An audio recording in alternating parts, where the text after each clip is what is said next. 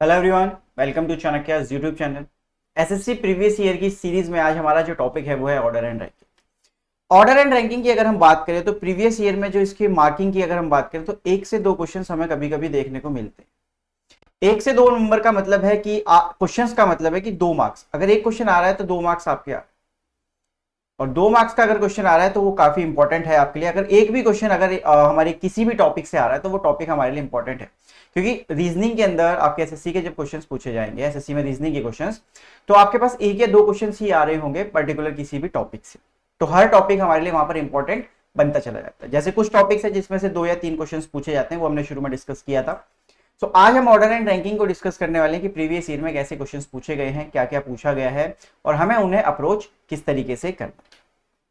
So, पहला question आपके पास यहां पर ये है कि Paras ranked 5th from top and 24th from bottom in his class, how many students are there in the class. देखो, दो तीन तरीके के क्वेश्चंस आते हैं।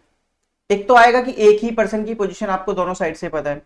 एक क्वेश्चन आएगा कि एक पर्सन है राइट से बैठा है, एक पर्सन लेफ्ट से, दो पर्सन बैठे हैं, उनके बीच में कुछ लोग बैठे हैं, राइट। तो इस तरीके से आपके पास दो क्वेश्चन आएंगे। तीसरा तरीका ये हो सकता है कि उनके बीच में रैंकिंग की बात हो कि किसी का वेट ज्यादा है, किसी की एज ज्यादा है, किसी की हाइट ज्यादा है, तो उसमें कंपैरिजन वाले क्वेश्चन होंगे। ठीक है, चलो। अब पहला क्वेश्चन हमसे बोला कि पारस जो है वो 5th फ्रॉम टॉप है। अब पारस अगर कोई पर्सन है और वो 5th फ्रॉम टॉप है, तो ये टॉप से 5th है। अब टॉप से लिखा है, कहीं पे लेफ्ट और राइट भी हो सकता है। एंड 24th फ्रॉम बॉटम, और यही वाली जो पोजीशन है पारस की, वो 24th from the bottom in his class, how many students are there in the class. ठीक है, कभी भी ऐसा क्वेश्चन आएगा कि किसी एक पर्सन की पोजीशन आपको दोनों साइड से पता है, टॉप से, बॉटम से, लेफ्ट से या राइट से अगर आपको पता है, तो आप हमेशा क्या रखोगे, लेफ्ट प्लस राइट या टॉप प्लस बॉटम -1। ठीक है, अब यहां पे हमारे पास टॉप से क्या है, 5 है, और हमारे पास बॉटम से कितनी है, हमारे पास 24th है, -1 हम करेंगे तो यहाँ पर हमारे पास टोटल नंबर ऑफ पर्सन आ जाएंगे। सो जो हमारा टोटल आएगा 29 - 1 = 28। तो हमारे पास जो टोटल नंबर ऑफ पर्सन होंगे वो 28 होंगे, ऑप्शन नंबर डी। अब यहाँ पे -1 किस लिए किया, क्योंकि जो पारस है अपना, हमने इसे 2 बार काउंट किया। जब हम टॉप से आए तो 5वें पे था, तब भी हमने इसको काउंट किया, और जब हमने बॉटम से काउंटिंग की तब भी हमने इसे काउंट किया कि वो 24th फ्रॉम द बॉटम है। तो पारस को हमने 2 बार काउंट किया, इसलिए हमने -1 वहां पर किया है। तो कभी भी एक ही पर्सन की पोजीशन आपको दोनों साइड से पता हो, तो आप हमेशा ये वाला फॉर्मूला यूज करने वाले हैं कि L + R -1 या टॉप प्लस बॉटम -1, हमेशा यही रखना है। चलिए, सेकंड क्वेश्चन है हमारे पास। 7 पीपल हैं, ABCDEFG score different marks out of 100 in an exam, G score the lowest. ठीक है, देखो कभी भी ऐसे रैंकिंग वाला क्वेश्चन आएगा तो हम हमेशा क्या रखेंगे, 1 2 3 4 5 6 और 1 7, जितने भी टोटल नंबर ऑफ पर्सन है हम उतनी काउंटिंग कर लेंगे। हम हमेशा मानेंगे कि इधर की साइड हमने हाईएस्ट रखा है और इधर की साइड हमने लोएस्ट रखा। ठीक है, ये चीज आप हमेशा मान के चलना। सो क्वेश्चन में कह रहा है जी स्कोर द लोएस्ट मार्क्स। अब जी के सबसे कम मार्क्स है, इसका मतलब है कि उसकी रैंक जो है वो 7th है। सिंपल, हम इस तरीके से रखने वाले हैं कि जी लोएस्ट मार्क्स अगर बना रहा है तो इसका मतलब है कि उसकी जो रैंक है वो सबसे लास्ट वाली है। बी स्कोर सेकंड हाईएस्ट, मतलब फर्स्ट हाईएस्ट तो ये है, सेकंड हाईएस्ट ये है, तो इसका मतलब B score second highest marks which were 80। तो इसका मतलब ये वाले जो मार्क्स हैं या फिर बी के जो मार्क्स आए हैं वो 80 है। ए स्कोर 72, अब ए के मार्क्स अपने 72 हैं, इसका मतलब है कि बी के इधर ही कहीं ए होने वाला है। ठीक है, क्योंकि बी से कम मार्क्स है और हम इधर की साइड जाएंगे तो हम कम की तरफ बढ़ रहे हैं। ई स्कोर मोर देन एफ, अब ई के मार्क्स जो है वो एफ से ज्यादा है बट लेस देन सी, तो उस तरीके से कुछ आएगा। ठीक है, अब इसमें ये नहीं पता कि तीनों जो है वो कॉन्जिक्यूटिव लिखे हुए हैं या नहीं लिखे हुए हैं। ऐसा भी हो सकता है सी और ई के बीच में कोई गैप हो या ई और एफ के बीच में गैप हो, तो कुछ भी हो सकता है, बट हमें भी यहां पर नहीं पता। Marks scored by C were a multiple of 11, तो इसके जो मार्क्स है वो मल्टीपल ऑफ 11 है बट लेस देन 70। अगर 70 से कम है तो इट मींस या तो 66 हो सकते हैं, 55 हो सकते हैं, 44 हो सकते हैं, 33, 22, 11, कुछ भी हो सकता है। ठीक है, अभी हम उस चीज को नहीं सोचते, आगे बढ़ते हैं। And less than 70, the sum of marks scored by C and F was 120, तो सी प्लस एफ के जो मार्क्स हैं वो 120 है। ठीक है, इन दोनों के जो मार्क्स हैं वो 120 होने वाले हैं। अब यहां पर एक चीज समझ के देखना, 70 से कम है, इसका मतलब 66 अगर मैं यहां पर रखता हूं। अब यहां पे चीजों को समझना, क्योंकि सी के मार्क्स ज्यादा होंगे एफ से। अगर मैं 66 रखता हूं इसके मार्क्स, तो इसके मार्क्स हम कितने रख देंगे, 54, जो कि एक पॉसिबल कंडीशन है। अगर मैं इसके 55 मार्क्स रखता हूं तो इसके मार्क्स मुझे 65 रखने पड़ेंगे, जो कि पॉसिबल नहीं है। इसका मतलब आप 66 से कम मार्क्स सी को नहीं दे सकते। तो सी के मार्क्स हो जाएंगे 66 और एफ के मार्क्स हो जाएंगे इस कंडीशन में 54। तो आप इस तरीके से गेम को कर सकते हो, ठीक है, क्योंकि मुझे पता है कि सी के मार्क्स एफ से ज्यादा ही आएंगे। तो 66, 55, 44 इससे कम नहीं हो सकते। 66 हमने रखा तो एफ के 54 बन सकते हैं, तो पॉसिबल है 120। लेकिन हाँ, अगर मैं कितने रख रहा था, 55 रख रहा था, तो मुझे एफ के 65 रखने पड़ेंगे, जो कि पॉसिबल नहीं है क्योंकि सी के मार्क्स एफ से ज्यादा है। तो सी के मार्क्स पता चल गए, एफ के मार्क्स पता चल गए, ई के मार्क्स के बारे में भी कुछ नहीं पता बट आपको ए के मार्क्स भी तो पता है। अब ए के मार्क्स 72 है, इसके बाद ही तो सी के मार्क्स आएंगे, क्योंकि देखो 66 है, तो इसका मतलब है कि ए से कम है सी के मार्क्स। तो यहां पर आपका ए बनेगा 72, क्योंकि देखो 72 है तो फर्स्ट नंबर पे मैं नहीं रख सकता क्योंकि 80 से कम है। अब यहां पर सी, ई और एफ के जो है ऐसे मार्क्स है अपने पास, तो सी, ई और एफ, सी के मार्क्स अपने 66 हम मानेंगे, ठीक है, और एफ के मार्क्स हम 54 मानेंगे। जो पर्सन बच गया वो कौन है, ए बी सी डी बचता है। तो हमारा जो हाईएस्ट मार्क्स है वो डी के आए हुए, ठीक है। अब अगर कोई ये पूछे कि पॉसिबल मार्क्स ऑफ डी, तो 80 से जो भी ज्यादा अगर ऑप्शन होगा तो हम उसके साथ चले जाएंगे। पॉसिबल मार्क्स ऑफ ई तो 66 और 54 के बीच में जो होगा वो हमारा आंसर होगा, और पॉसिबल मार्क्स ऑफ जी अगर पूछेगा तो 54 से जो कम होगा वो हमारा आंसर हो जाएगा।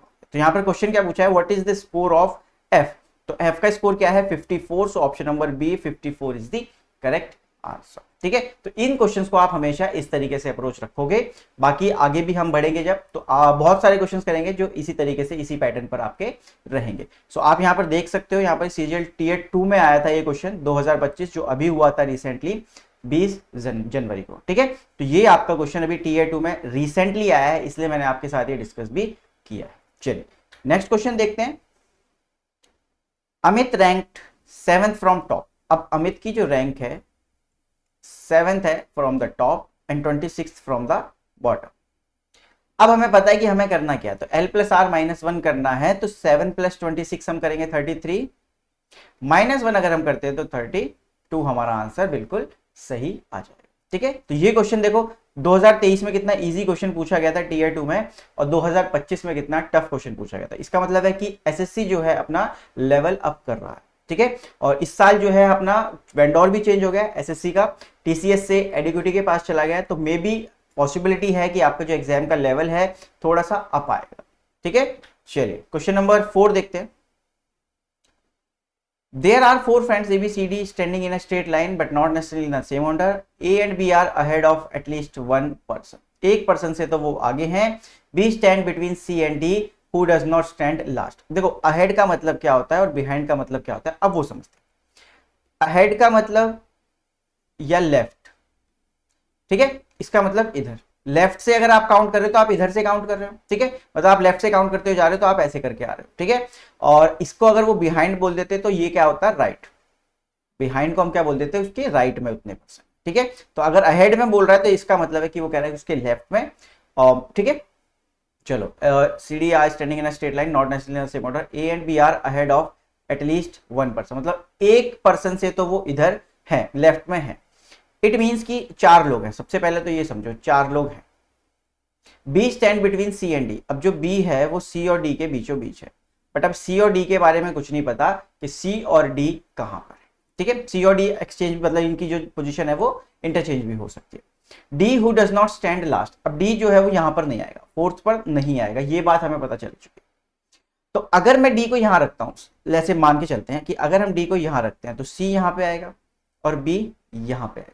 बट फिर अगर मैं A को इधर रखता हूं तो वो बात गलत हो जाएगी, क्योंकि A and B are ahead of at least 1 person. तो एक से तो आगे हैं, बट यहाँ पे तो कोई भी एक से भी आगे नहीं है। इसका मतलब C और D की जो पोजीशन है वो 1 और 3 पर नहीं हो सकती। इससे तो यही बात समझ में आती है कि C और D की जो पोजीशन है वो 1 और 3 पर नहीं हो सकती, ये 2 और 4 पे होगी।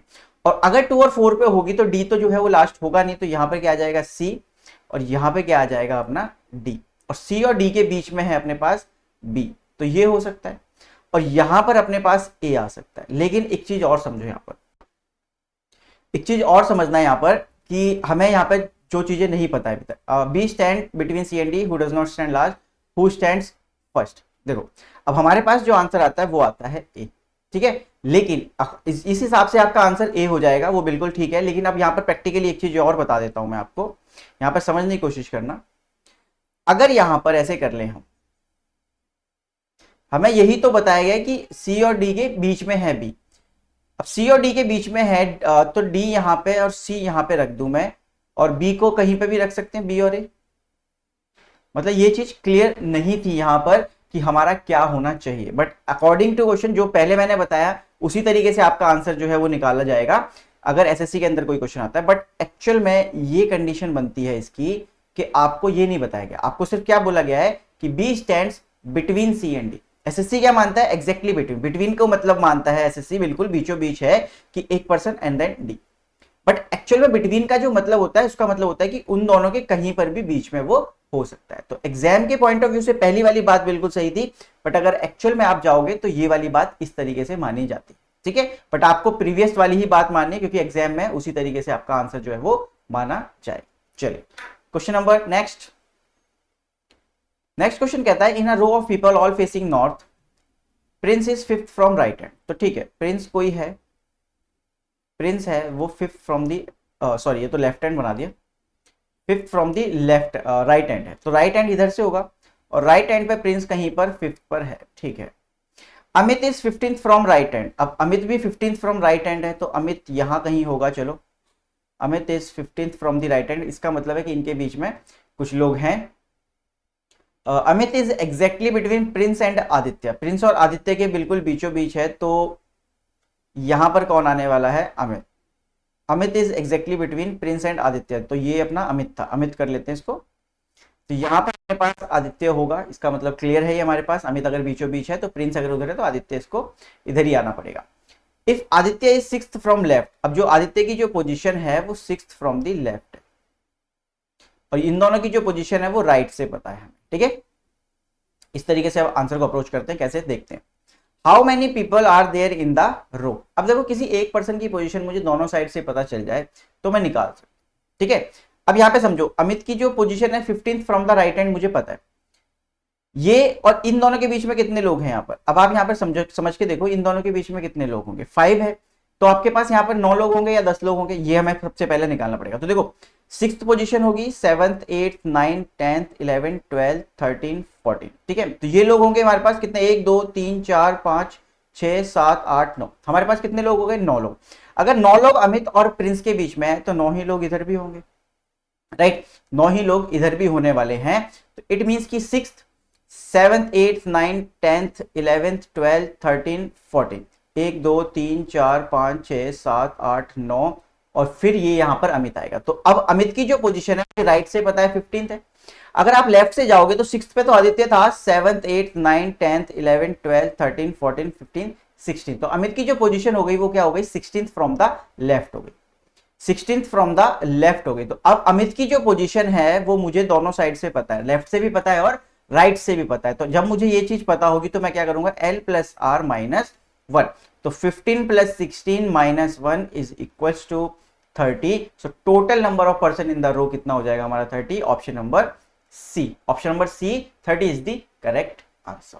क्लियर। चलिए ऑल 32 स्टूडेंट्स, 32 बच्चे हैं हमारे पास, in a class are standing in a row facing north, ठीक है। Akash is 12th from the right, Akash की जो पोजीशन है वो अपने पास 12th from the right hand, यहां पर 12th आ गया। While Priya is 18th from the left, अब प्रिया जो है वो 18th है from the left. How many people are standing between Akash and Priya, अब टोटल अपने पास 32 है, टोटल अपने पास 32 है, प्रिया की पोजीशन 18th हो गई, इसकी 12th हो गई, तो टोटल 30% पर्सन यहां पर हो चुके हैं। तो बचे कितने अपने पास, 2 बच्चे, तो हमारा क्या आंसर आ जाएगा, option number A 2 is the correct answer, ठीक है। तो option number A 2 is the correct answer. इस तरीके से आप यहां पर अप्रोच करने हो।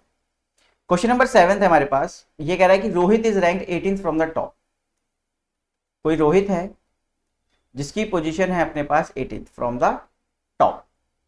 When counted from the bottom, he is ranked 36. अब इसी की रैंक अगर हम नीचे से काउंट करें, बॉटम से काउंट करें, तो इसी कितनी रैंक आती है, 36। What is the total number of students in the class? तो ये क्वेश्चन हम काफी कर चुके हैं, तो इसका आंसर कमेंट करना कि आपका आंसर इसका कितना आ रहा है। तो कमेंट करना इसका आंसर, और सही आंसर कमेंट करना कि आपका आंसर यहां पर क्या आया। क्वेश्चन नंबर 8 को देखते हैं। क्वेश्चन नंबर 8 कह रहा है x is 7th from the top, x जो है वो 7th फ्रॉम द टॉप है। While y is 16th from the bottom, और जो y है वो बॉटम से कितने पे है अपने पास, 16th पोजीशन पर इन the class ranking. If they interchange their position, अब इंटरचेंज कर देंगे, अगर इंटरचेंज करने का मतलब है कि यहां पर x आ जाएगा और यहां पर क्या आ जाएगा, y। इंटरचेंज करने का मतलब है कि x की जगह पर y पहुंच जाएगा और y की जगह पर x आ जाएगा। आगे क्या पूछा इन्होंने, there position then x becomes 21st from the top. अब जो x है वो 21st फ्रॉम द टॉप बन जाता है। x की पोजीशन इंटरचेंज करने के बाद 16th फ्रॉम द बॉटम हो चुकी है। 16th फ्रॉम बॉटम x की पोजीशन इंटरचेंज करने के बाद की बात है ये, x की पोजीशन। और अभी हमें जो नई पोजीशन बताई गई है x की, वो बताइए 21st from the top. It means कि x की जो पोजीशन है, x की जो पोजीशन है वो मुझे टॉप से भी पता है और बॉटम से भी पता है। तो मेरा सिंपल सा एक ही फंडा रहने वाला है कि 16 प्लस 21 माइनस 1, सो 20 प्लस 36 आंसर आ जाएगा।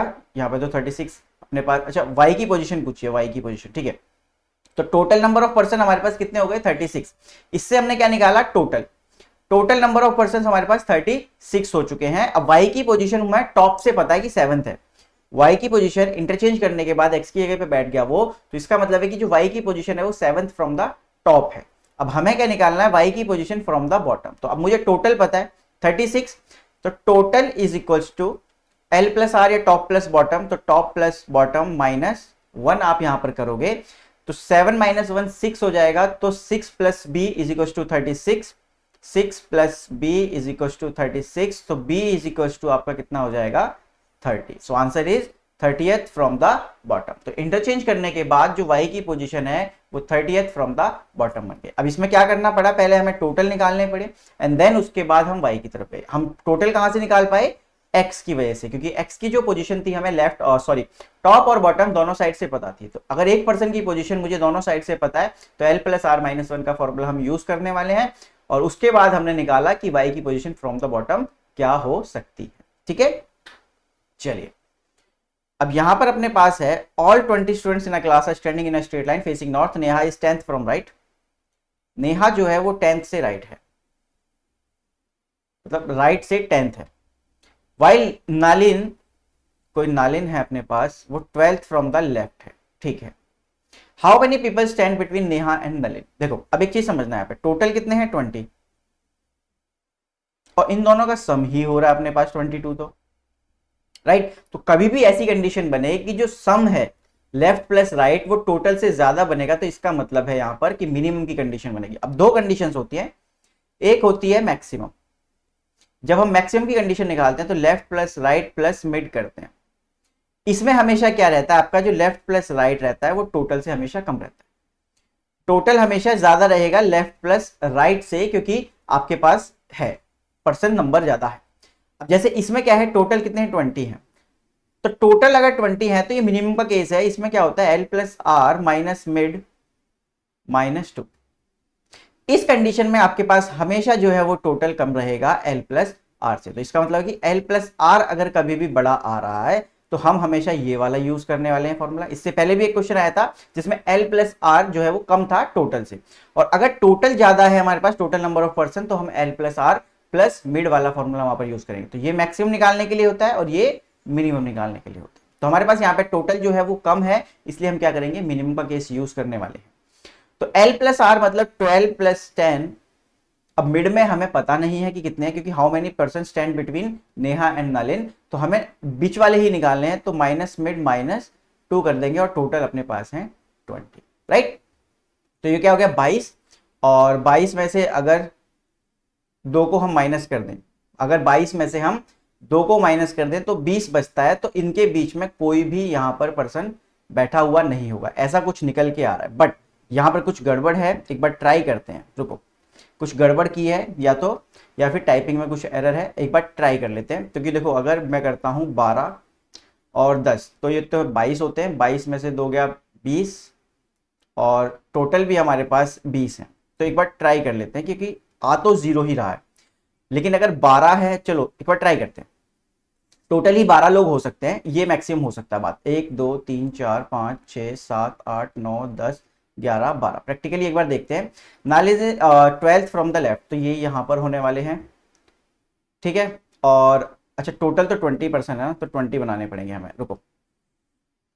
1 2 3 4 5 6 7 8 9 10 11 12 13 14 15 16 17 18 19 20, ठीक है। नालिन को बनाते हैं 12 फ्रॉम द लेफ्ट, तो first second third fourth fifth six seventh eighth ninth tenth 11th 12th, तो यहां पर अपने पास है नालिन, ठीक है।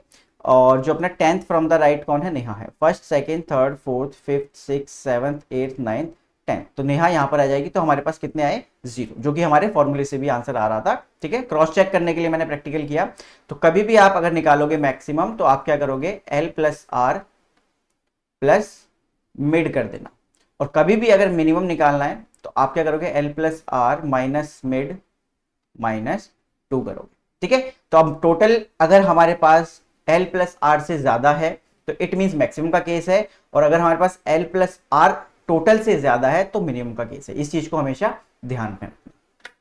चलिए, यहां पर क्वेश्चन नंबर 10 है हमारे पास। Sunita is rank 10th from the top. Sunita कोई है, ठीक है, वो अपना 10th फ्रॉम द टॉप है, and 18th from the bottom, और बॉटम से 18th है in her class. How many students are there, तो ये तो इजी सा ही है आपके पास कि 18 plus 10 is equals to 28 minus 1 27। Option number A is the correct answer. So आज की क्लास के लिए इतना ही। अगली क्लास में और क्वेश्चंस लाएंगे जो इंटरेस्टिंग होंगे, और थोड़े से टफ लेवल के क्वेश्चंस को भी ट्राई करने वाले हैं। तो मिलते हैं अगली क्लास में, तब तक अपना ध्यान रखें एंड कंसिस्टेंटली प्रिपेयर करते रहें। Thank you.